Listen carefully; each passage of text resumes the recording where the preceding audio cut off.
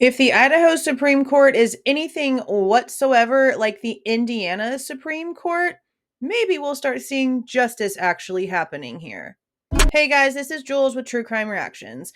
Disclaimer. Everything stated in this video is my opinion and my opinion only, and just like everything else in these cases we discuss here on this channel, everything is alleged. Okay, we have another article by Kevin Flixer. As you guys know, he is a writer for the Idaho Statesman. I covered one of his articles like last week, maybe 2 weeks ago. I like the information. I like the way that he puts a lot of information in there. He doesn't really seem, at least nothing that I have seen. Some people have their opinions about this guy, I guess, but everything that I've seen, he's sort of like unbiased. He just puts what he's getting from the people that he's interviewing and talking to about the cases in his articles. I don't know his personal opinions on the case, and I really don't care what his personal opinions on the case are.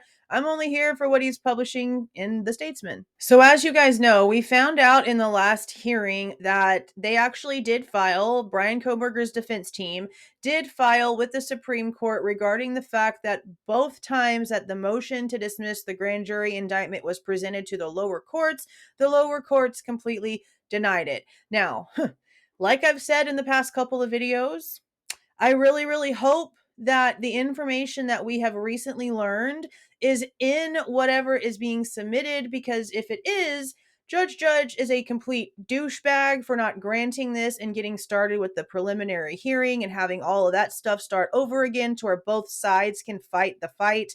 Because for right now, it doesn't seem like they actually have any complete information. Ann Taylor isn't doing a damn thing like she's supposed to. The state isn't getting everything that they're supposed to be getting. They're getting thumbnails of x-rays instead of real x-rays. That should have been remedied by now, but we don't really know. They have an incomplete cast report. She's apparently only getting the 11/29 date, which has literally nada whatsoever to do with the night of the crime. There's a lot of just incomplete BS happening here. So I honestly don't know how the shit they were able to get a grand jury to indict this man. I really just don't. I don't at all. But knowing what we know now, it makes complete sense why Jay Logsdon felt the need to let it slip that 6 grand jury people was like, this all you got? Is this all you got? You got any more? And of course they were denied it. But that's besides the point. Now, at the time of the hearing, and this was last week on 2/28, I always have to look up my calendar just to make sure because the days just do not stay in my head at all. All that we know is that it was filed by the defense. The state has filed their argument against it, and they're basically just waiting to see if the Supreme Court is even going to accept it. They can deny even looking at it and be like, nah, bro, that's your problem. And they don't even care what happens with it. They wash their hands. They act like they never even got the request, or they can accept the case, and then we're going to see them in front of an actual like panel of Supreme Court people. I did find it a little bit odd that Judge didn't understand the process because, like I mentioned, that's normal for people like me. That's normal for people like you. But this judge should know exactly how that works because he's apparently been a judge for like a hot minute. And I highly doubt this is the first time that the Supreme Court has come up in one of his cases. Let's go ahead and get started with this article because I'm really curious if there's an answer to any of this, because this was one of the questions. Do they have to pause everything now, or do they have to wait until they hear from the Supreme Court? And what I'm going to assume and what I'm kind of gathering from skimming through this real quick before reading it here on camera is that, yeah, once it gets approved, then there's like new dates set for what's going to end up happening in the Supreme Court. And so everything in the lower courts would most likely end up getting paused until there was an actual answer. Because if they decide to be like, yeah, y'all didn't have enough to do this, this is boo-boo, and they go ahead and grant for the motion to dismiss for the grand jury indictment, then that means that that entire scheduling order that just got approved, well, the few dates of it that got approved, none of that's going to matter anymore. Literally none of that is going to matter. They're going to have to wait until whatever happens in the Supreme Court to happen and be finalized, and then go about scheduling things. And as you can see, court appeal could pause murder case. And yeah, it very well could. Public defenders for the man charged with murdering 4 University of Idaho students continue to press their case that a grand jury cannot indict a defendant unless its members reach the same legal threshold as a conviction at trial, beyond a reasonable doubt, and have appealed the issue to the Idaho Supreme Court. Now, I don't agree with that. You guys know that I have my whole stance on that. That's not the situation. That's not apparently what it's ever been. A grand jury indictment is pretty much the same as like a PCA. Just enough to say, yeah, he possibly could have done it. It's enough to hold him. It's enough to make this more substantial, but it's still not enough to say that it was him without a doubt, beyond a reasonable doubt, and only him. At least that's how I've always understood it. And to me, in order for them to try to change that whole thing, they would have to go in and redo how many cases that were put in front of the grand jury. Some people think it's a good idea if that ends up happening. Some people can see the disaster that could cause, okay? So it's really just perception, the way that you want to actually respond to the entire situation. The development came to light last week at a pretrial hearing for Bryan Kohberger when the judge overseeing the case held off from setting a trial date. State prosecutors and Kohberger's attorneys once more asked the Latah County judge to schedule the trial for next year, but it could be delayed further if the state high court takes up the defense's case. Kohberger is accused of killing the U of I students at an off-campus house in Moscow in November 2022. The victims were seniors Maddie Mogen and Kaylee Goncalves, both 21, and junior Xana Kernodle and freshman Ethan Chapin, both 20. Prosecutors intend to seek the death penalty case if Kohberger is convicted. Yes, we are very aware of the Goncalves family shirts. Judge of Idaho's 2nd Judicial District twice denied the defendant's argument that a grand jury indictment should be based on the higher legal standard of beyond a reasonable doubt rather than the long-standing practice of probable cause. See? Okay. During 3 days of proceedings in May, the 16 grand jurors unanimously indicted Kohberger on 5 felony charges, including 4 counts of first-degree murder. Yeah, but they asked for more. 6 of them asked for more. That's almost half. That is almost half. That matters. Judge denied the defense's petition to toss the indictment in December before rejecting it again a month later. The defense also asked Judge for permission to appeal to a higher court, which he declined a week later. And see, that's what I don't understand.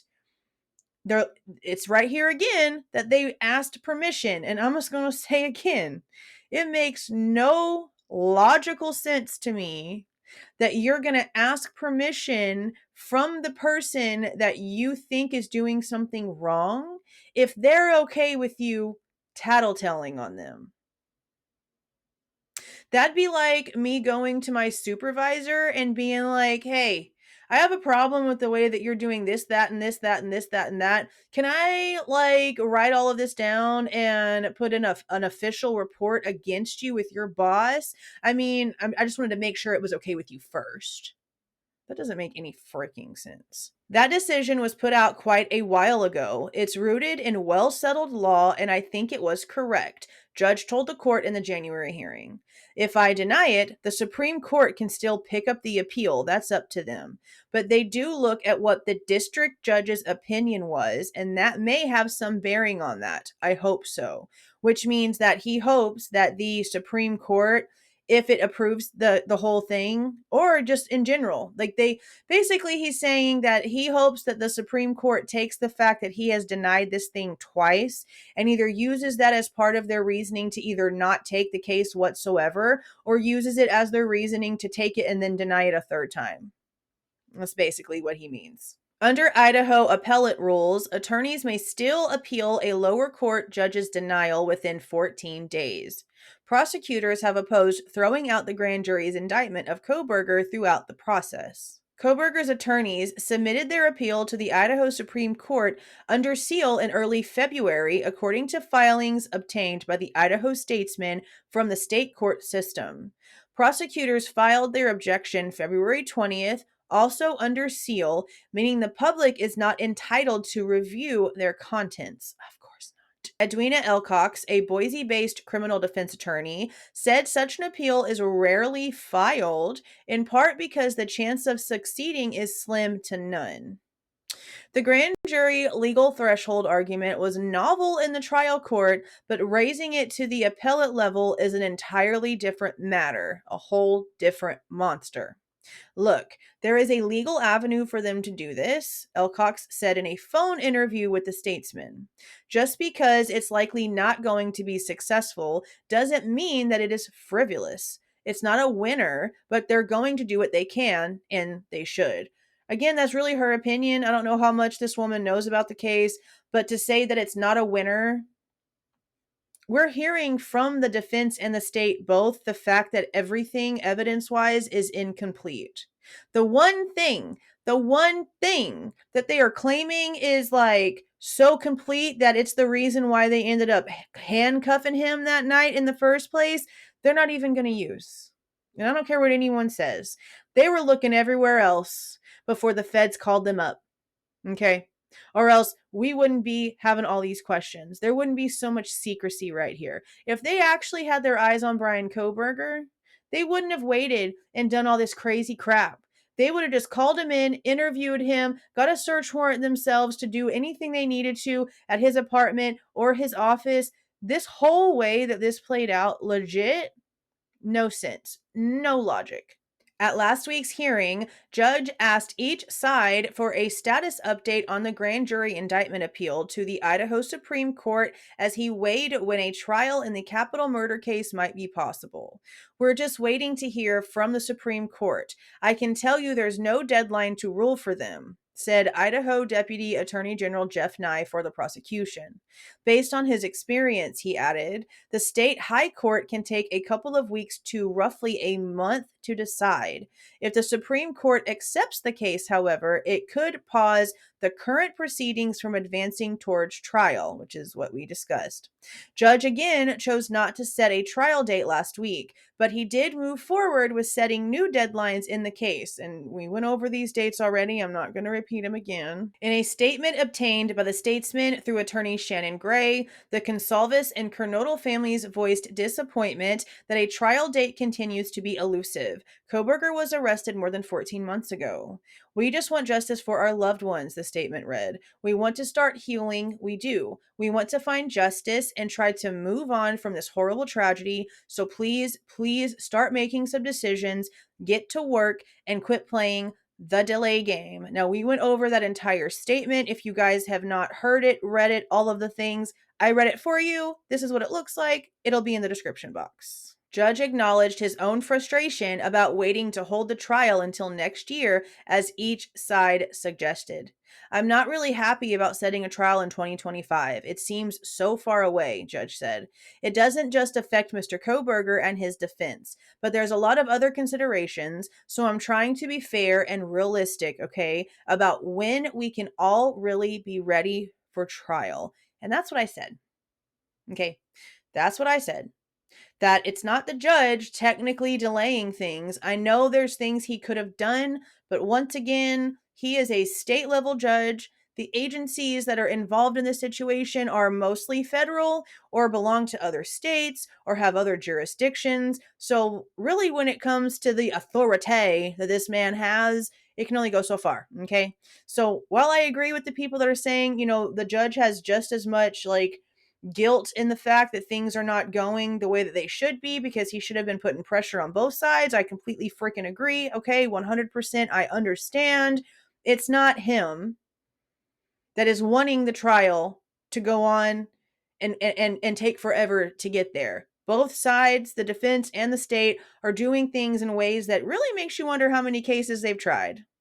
Because they should know the protocols. They should know what's needed. They should know what's considered incomplete and what is considered complete. They should know how to do this. And I really feel like they're just all dilly-dallying. They're twiddling their thumbs to rake up them billing hours, all right? But that is it for the article, you guys. I just wanted to go over that with you real quick because we had heard that they were going to be filing. Then we heard that they filed. And now we're all just anxiously waiting to see what's going to happen. And again, because I seem to have to reiterate this like in every single video, I'm not pro burger. I'm not pro burger. I'm pro justice. I don't really give a damn. I don't really give a shit who the guilty person is as long as it's the actual guilty person. The only thing that matters here is the truth. I can have my opinion. I can change my opinion. You can have your opinion. You can stick to your opinion. You can change your opinion. Literally, opinions are meant to be changed because they are fluid. With new information comes a new thought process and normally a new opinion. But the only thing that truthfully matters out here is the truth. And there's nothing wrong with trying to think logically, with putting things that we know to be true and accurate together with some of your thoughts. Some of this stuff out here is just really just too wild. It's too wild, and it looks like I'm going to have to go back to like debunking Jules, because this is insane. This whole like 400 witnesses to the crime thing. No, bro. Just no. We're going to be talking about that here probably tomorrow, maybe the next day, but people need to chill out and realize that there is no way in hell that that's possible. This whole thing with the thing being like live streamed and having all these people watching it. You know how many arrests there would be? Do you know how many arrests there would be? Okay? You can't just sit there and watch something like that and expect not to have handcuffs on you once it gets found out that your IP address was attached to whatever was being done. It just wouldn't work that way. We would have massive amounts of people talking, because that many people being in trouble is not something that you can just keep hush hush. Okay, so we're going to talk about that in another video because it's just wild and it's driving me crazy, but I don't want to try to get off subject too much here. But you can see the crazy riles me up. I'm tired of it. I'm just so tired of it. These cases are tragic and sad enough. They really are. It doesn't need to be more ridiculous. It doesn't need to have all this sensationalism added to it.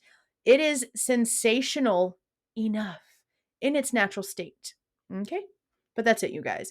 If you like the way that I give out this information and give my opinion, please not forget to leave a like on your way out and subscribe to the channel if you are not subscribed already. Go out and try to do some good today. See y'all.